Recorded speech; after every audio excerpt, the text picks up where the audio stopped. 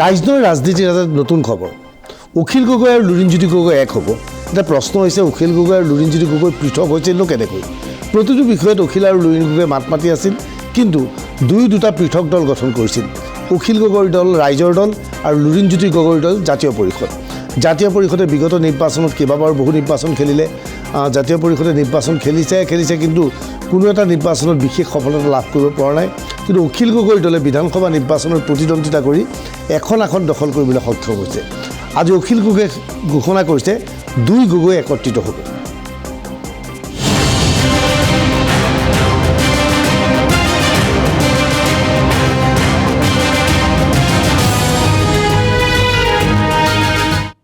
কংগ্ৰেছৰ বাবে এটা বেয়া খবৰ অখিল গগৈ আৰু লুৰিণজ্যোতি গগৈ একত্ৰিত এটা নতুন দল গঠন কৰিব লুৰিণজ্যোতি গগৈক ইতিমধ্যে ডিব্ৰুগড় আসনখন কংগ্ৰেছে এৰি দিয়াৰ লগে লগে ডিব্ৰুগড়ৰ লোকসভাৰ অধীনস্থ বিধানসভা সমষ্টিত লুৰিণজ্যোতি গগৈৰ দপদপনি বৃদ্ধি পাব গতিকে আগন্তুক বিধানসভা নিৰ্বাচনত লুৰিণ গগৈ আৰু অখিল গগৈ যিটো দল হ'ব সেই দলটোক উজনি অসমৰ অধিকাংশ আসন এৰি দিব লাগিব কংগ্ৰেছে যদি আসন এৰি নিদিয়ে তেনেহ'লে দুইটা দলৰ মাজত প্ৰতিদ্বন্দ্বিতা হ'ব আৰু ভোট বিভাজন হ'ব গতিকে অখিল গগৈ আৰু লুৰিণজ্যোতি গগৈ একত্ৰিত হোৱাটো ডাঙৰ কথা নহয় কিন্তু ডাঙৰ কথা হৈছে তেওঁলোক একত্ৰিত হোৱাৰ অৰ্থ কংগ্ৰেছ বিপদত পৰাটো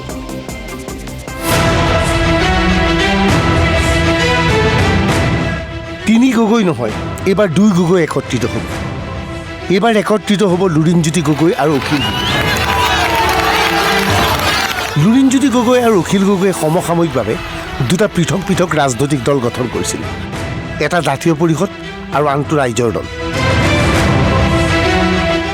জাতীয় পৰিষদে এই পৰ্যন্ত নিৰ্বাচনী যুদ্ধত এখনো আসন লাভ কৰিবলৈ সক্ষম হোৱা নাই ইয়াৰ বিপৰীতে ৰাইজৰ দলে এজন বিধায়ক নিৰ্বাচিত কৰিছে সেইজন হৈছে অখিল গগৈ এইবাৰ ৰাইজৰ দল আৰু জাতীয় পৰিষদ একত্ৰিত হ'ব নাহৰকটীয়াত নিৰ্বাচনী সভাত অংশগ্ৰহণ কৰি এই তথ্য সদৰি কৰিলে অখিল গগৈ আৰু গগৈ কোৱালে গণ্ডগোল কৰিলে দিগদাৰ আছে বোলা আমি চব দুইটা হাতত হাত ধৰি এটা কথা কৈছো আপোনালোকে লুৰিণক জিকাই দিয়ে আমি অতি সোনকালে দুইটা দল একলগ হৈ যাব পাৰোঁ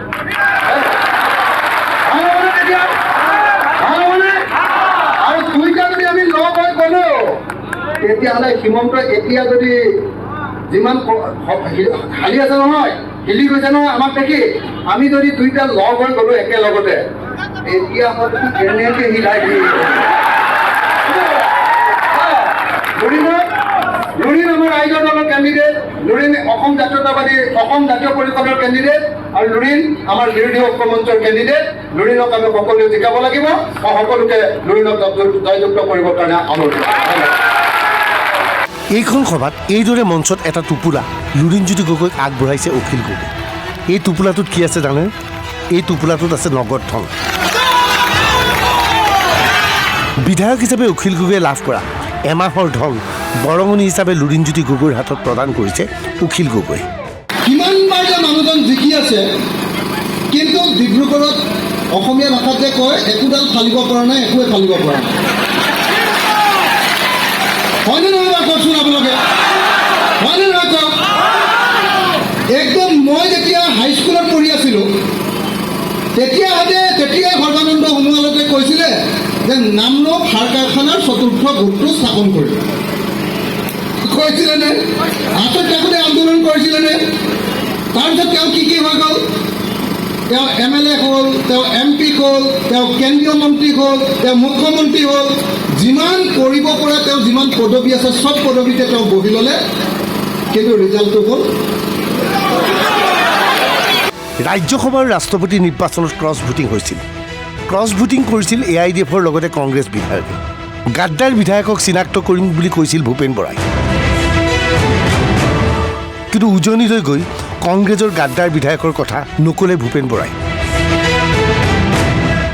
ক'লে কেৱল ক্ৰছ ভোটিং কৰা AIDFৰ বিধায়কৰ বিষয়ে ইয়াত আহিলে বিজেপিয়ে কি কয় মিয়া ভোট নালাগে ইয়াত আহিলে কয় মিয়া ভোট নালাগে সাংবাদিক বন্ধুসকলক শুনিব যিকোনো এজন মানুহক শুনিব যোৱা ৰাজ্যসভা ইলেকশ্যনত বিজেপিয়ে AIDFৰ ভোট লৈছিলে নে নাই লোৱা ৰাজ্যসভা ইলেকশ্যনত বিজেপিয়ে মিয়া ভোট লৈছিলে নে নাই ৰাষ্ট্ৰপতি ইলেকশ্যনত মিয়া ভোট বিজেপিয়ে লৈছিলে নে নাই ইয়াত আহিলে মিয়াৰ বিৰুদ্ধে কয়, সিফালে গ'লে মিয়াৰ ভোট খুজি পেলাই আচমনৰ ভৰিত ধৰি শৰণাপন্ন হয়।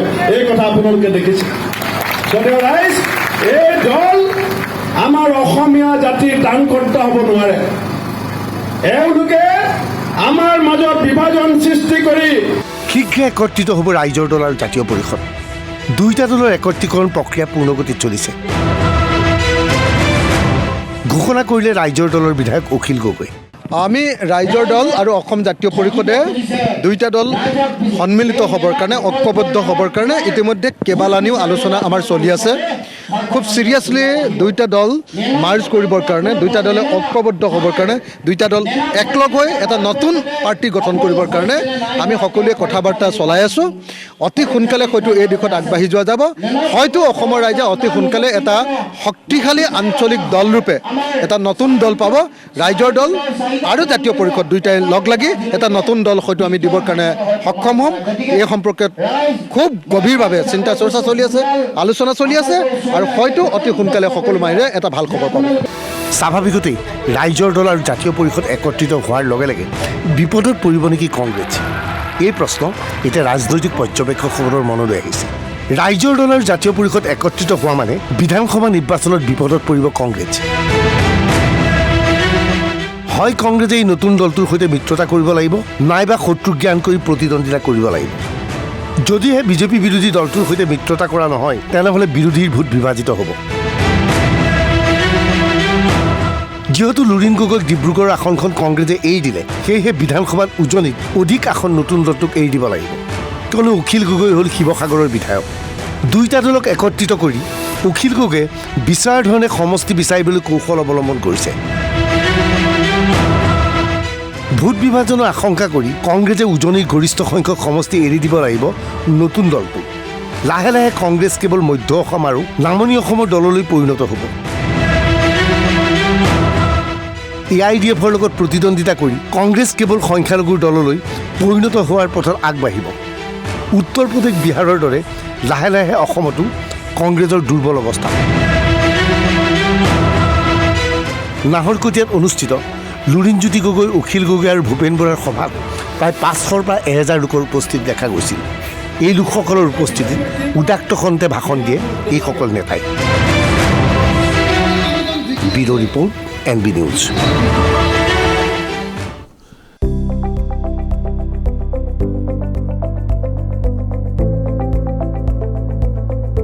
NB নিউজ, সহজ সৰল ভাষাত নৱভাৰতৰ কথা।